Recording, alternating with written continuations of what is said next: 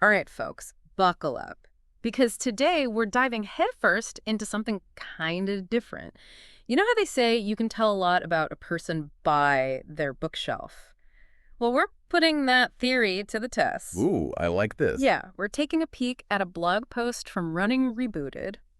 They're all about, finding yourself through running, all that good stuff. Yeah. But this post, it's about the books that have really made a mark on them, shaped their journey. And we thought, hey, why not see what these book choices tell us about this runner's mindset? And who knows, maybe it'll even get you thinking about your own reading list a little differently. It's like a little window into their head, Yeah. right? Their values, the stuff they're wrestling with, what they're aiming for.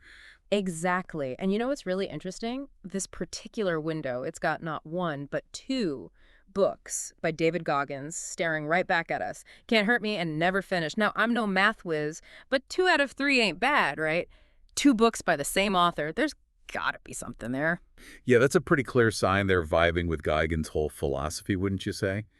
Pushing yourself to the limit, getting comfortable with being uncomfortable, that 40% rule he's always talking about. Oh, yeah. The idea that we've all got so much more in the tank than we think. Exactly. And the blogger actually pulls a quote from Can't Hurt Me that really seemed to stick with them.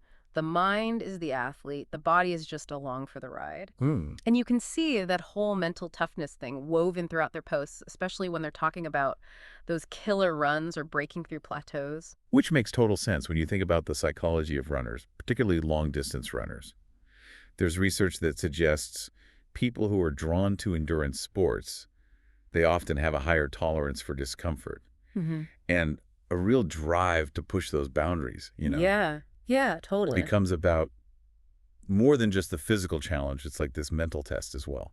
It's about pushing your own buttons, seeing what you're made of. Exactly. And speaking of pushing limits, let's shift gears for a second and talk about a curveball on this book list. Mo Gawdat's Solve for Happy.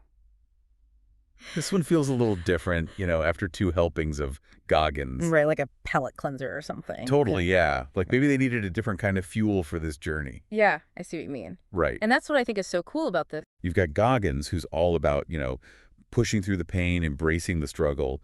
And then you got Gawdat, who's coming at it from this analytical angle. Right, he's a former Google X executive, by the way, with an engineering background. So we're not talking about some self-help guru here. Exactly. This is a guy who's really thought about this stuff deeply.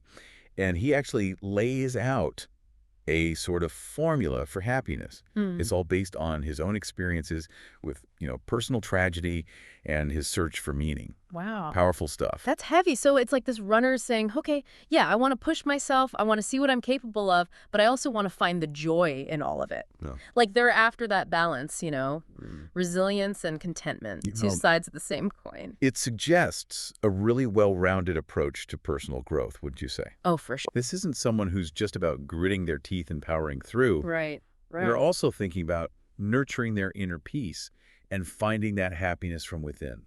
So if we had to sum it up, what's the takeaway here? What's Running Rebooted's deal based on these books? Well, to me, it sounds like we're dealing with someone who's on this journey of self-discovery.